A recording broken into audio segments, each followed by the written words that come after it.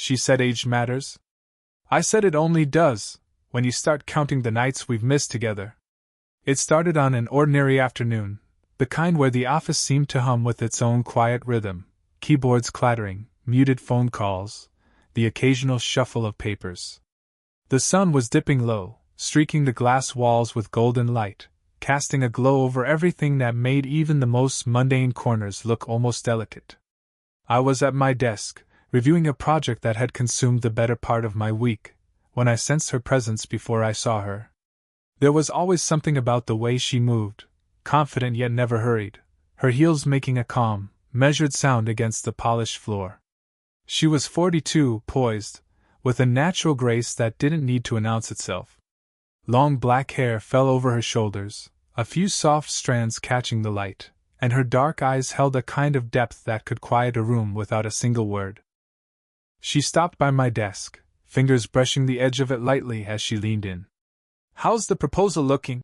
she asked, her voice calm but carrying that subtle authority that came from years of leading people who sometimes forgot how to follow.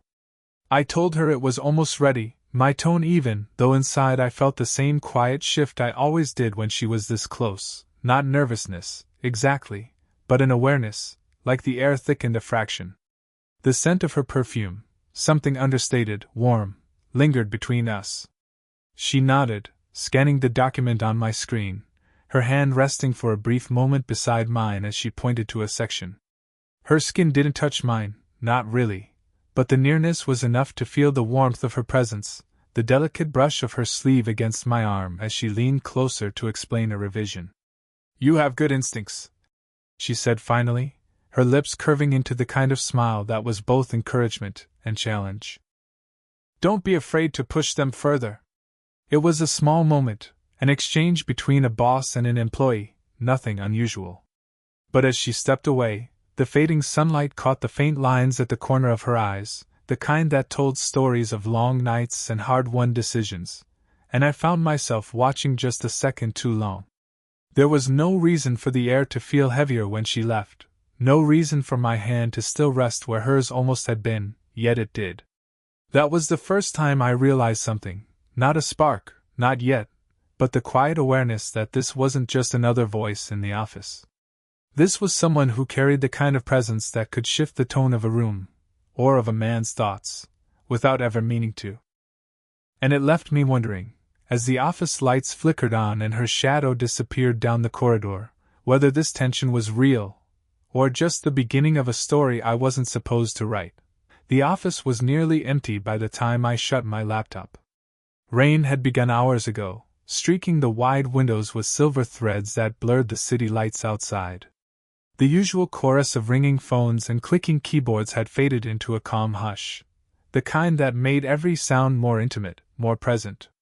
I headed for the pantry, hoping for one last cup of tea before braving the wet streets. The lights inside were bright but soft, a warm glow against the rain's dim reflection.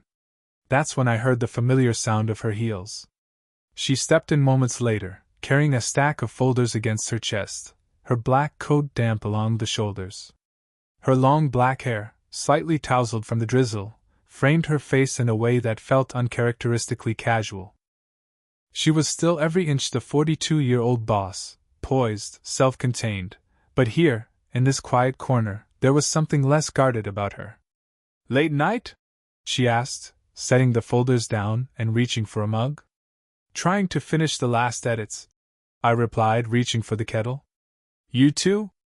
A soft smile tugged at her lips. "Always. Comes with the title, doesn't it?" Steam curled up as the water boiled, a small hiss filling the space between us. She cradled her mug in both hands, shoulders slightly hunched, not in defeat, but in a rare, human sort of weariness. I caught myself watching the way her fingers wrapped around the porcelain, the neat polish of her nails, the faint sheen of rain still clinging to her skin. For the first time, our conversation drifted beyond schedules and targets. She asked about my weekend plans, half teasing when I said they were uneventful. "At your age, you should be out dancing, not babysitting reports," she said, eyes glinting with quiet humor. I raised an eyebrow. "At my age, apparently. And what about you?" No grand Saturday nights? She laughed, softly, almost to herself, and shook her head. Grand nights become quiet ones after a while. Not always by choice. Something about the way she said it lingered. It wasn't loneliness exactly, more like a confession hidden in plain sight. I sipped my tea, choosing not to press, but letting the silence settle comfortably between us. As I wiped a stray drop from the counter near her hand, our knuckles nearly brushed. A small thing accidental, but it left a warmth trailing up my fingers. She didn't move away, not immediately. Instead, she looked up, eyes briefly locking with mine, a flicker, nothing more. Then she glanced at her folders again, breaking the spell with practiced ease. The rain tapped gently against the glass, the city a blur behind it. She finished her tea first, setting the cup down with a quiet clink. "Don't stay too late," she said, the professional edge returning to her tone, though her smile lingered longer than necessary. And then she left, the echo of her steps fading down the hall, leaving the scent of her perfume and the soft warmth of a moment that shouldn't have mattered, but did. The office building was nearly silent when the clock struck past 9. Most lights were dimmed, leaving the corridors washed in the muted glow of the city outside. I gathered my notes, locked my screen, and pressed the elevator button, thinking only of the cold night waiting beyond the glass doors. The doors slid open, and there she was. Her coat draped over one arm, a slim black folder in hand, hair swept loosely over one shoulder, a few strands sticking slightly from the dampness of the mist outside. At 42, she carried long days differently, not with fatigue that dragged her down, but with a kind of composed endurance that made even exhaustion seem elegant. "Still here?" she asked, stepping inside as the elevator doors closed behind me. Her voice was soft, more worn than usual, and I caught the faint sigh she tried to disguise as she pressed the ground floor button. "Could ask you the same," I said with a small smile. She let out a quiet laugh, not the kind meant to charm a room, but something more unguarded, genuine. The elevator hummed as it descended, the soft flicker of city lights reflecting in the steel panels around us. For a few seconds, there was only the faint hum of machinery and the distant murmur of rain against the glass facade. "It's one of those weeks," she murmured, looking down at the folder in her hands, "when everyone expects you to be the anchor, and you forget what it feels like to drift." It wasn't the kind of thing she usually shared. Her posture, always steady, her tone, always in control. But that night, her shoulders had a looseness to them, as though the armor had been left at her desk. "You don't have to hold it together every hour of every day," I said gently, unsure if the words were too bold, but unwilling to let the moment slip into polite silence. She glanced at me then, really looked, and for a second, the air in that narrow elevator shifted.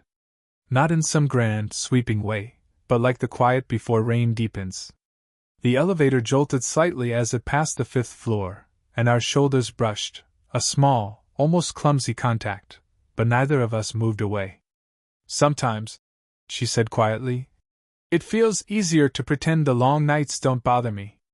Makes the days smoother." I nodded. "Pretending usually works, until it doesn't." Her lips curved faintly, not a smile, exactly, but something that carried a trace of acknowledgement.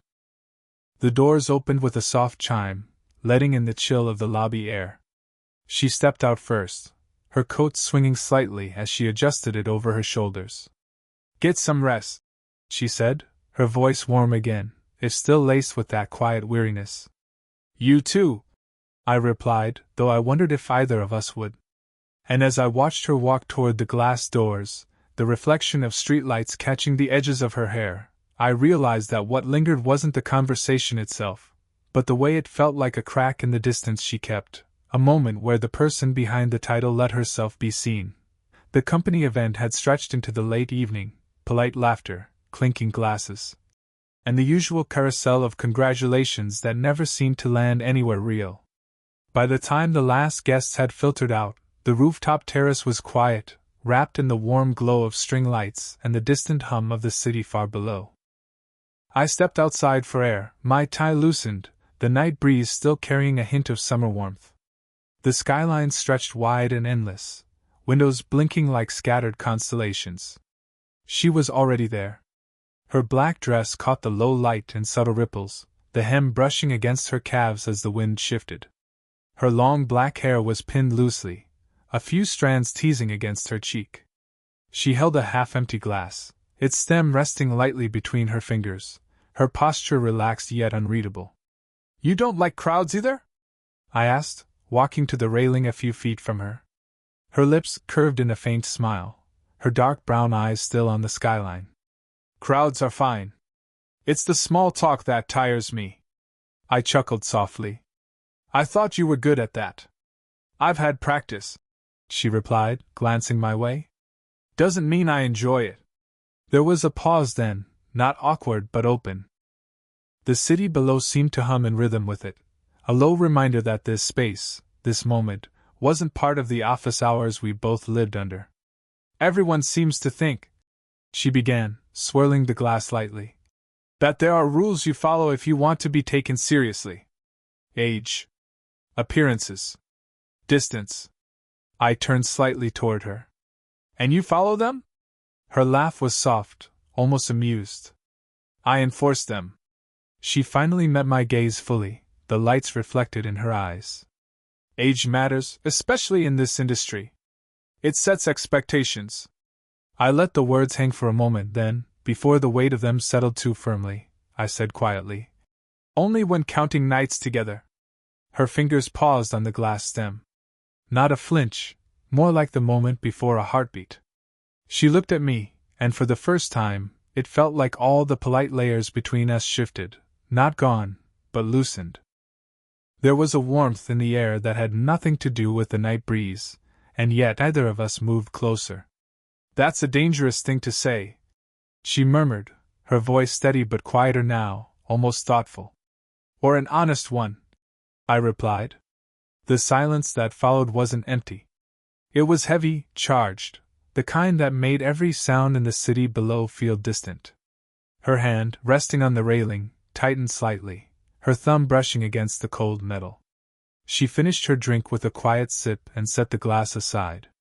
"We should head back in," she said at last, but her tone had lost its earlier certainty.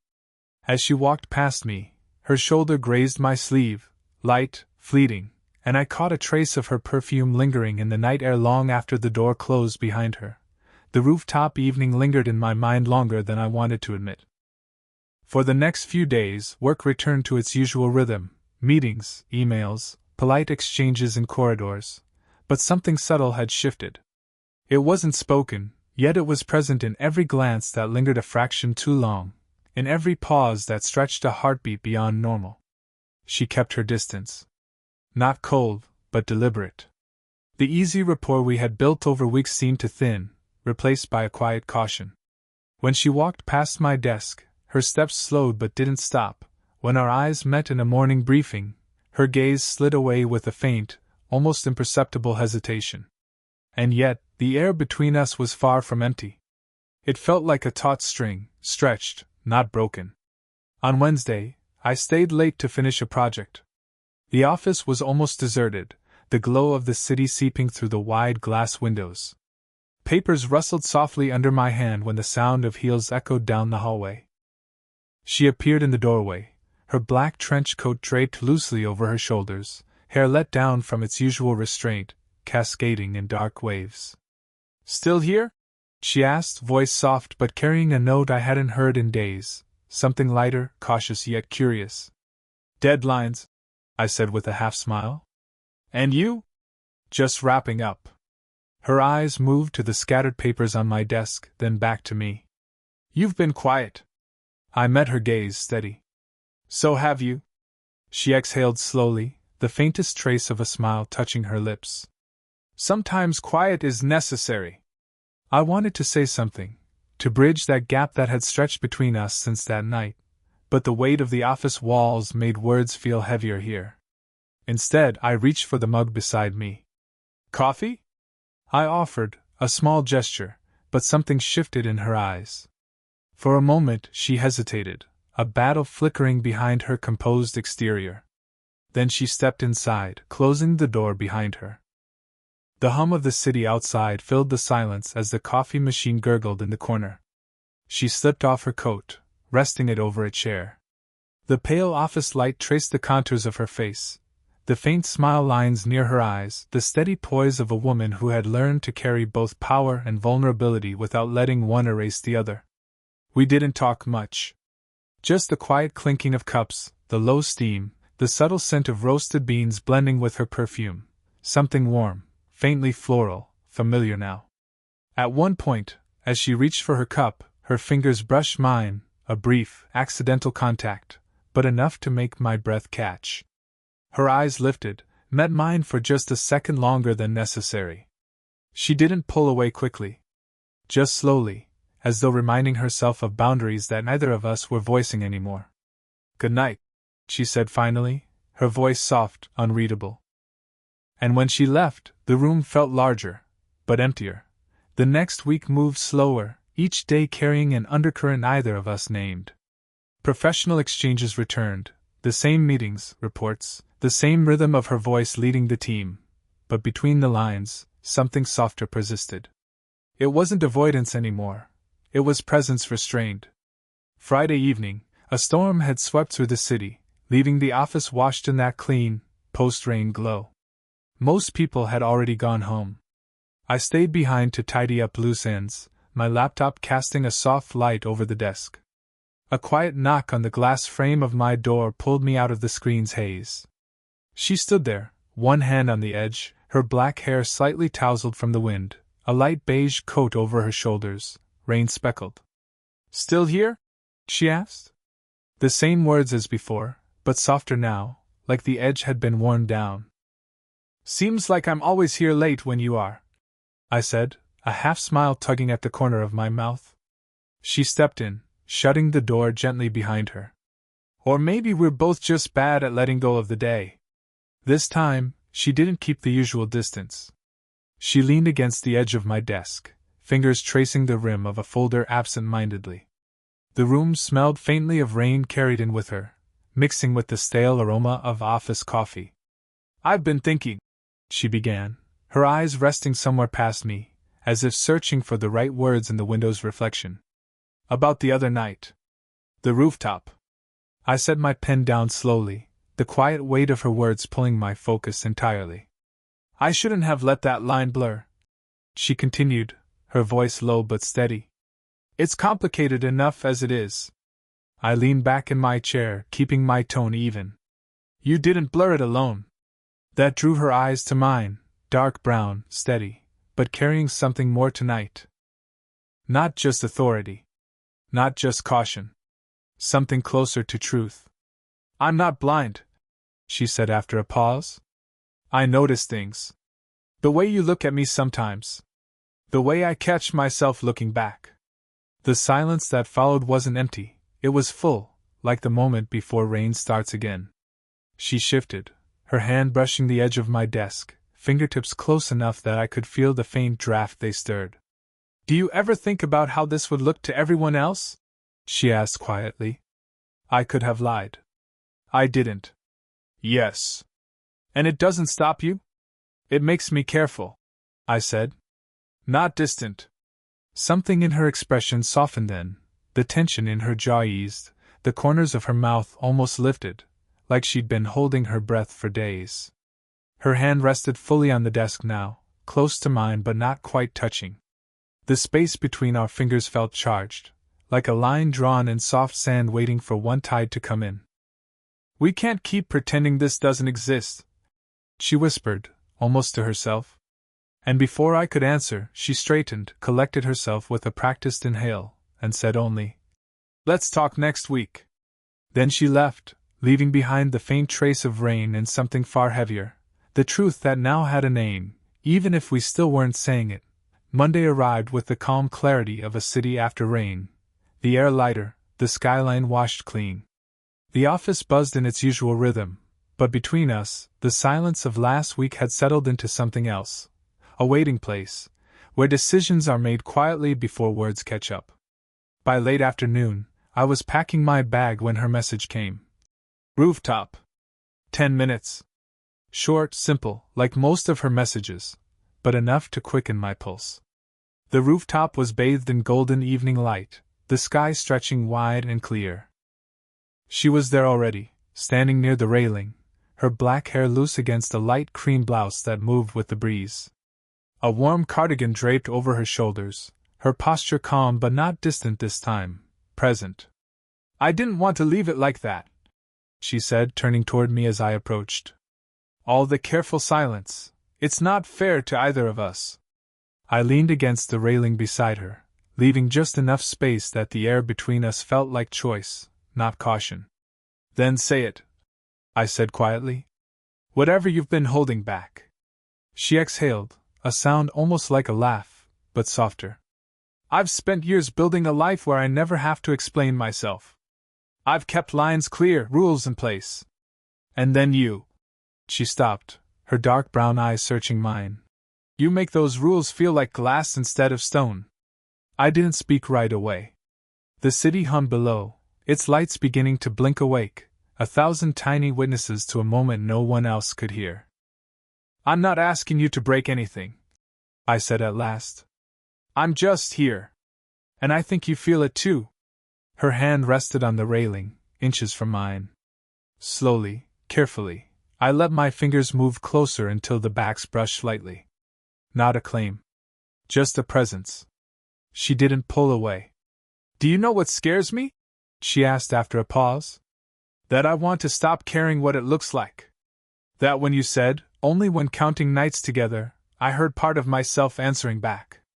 I turned slightly toward her, the evening light catching the faint smile lines at her eyes, the softness there that had been hidden under weeks of restraint. "Then maybe stop counting the rules," I murmured. "Start counting the moments." A quiet laugh escaped her, small but real. She turned her hand over, palm up, a subtle gesture but one that felt like a door opening. My fingers slipped into hers, warm, sure, steady. No declarations. No grand promises. Just the quiet, deliberate choice of two people no longer pretending their connection didn't matter. The wind shifted, carrying the scent of her perfume past me, and for the first time, it didn't feel like a line crossed, it felt like a step taken, together. When we finally turned to leave, she looked at me, her voice low but clear. "This stays ours for now. Not theirs." I nodded. It was enough. Because some beginnings aren't loud.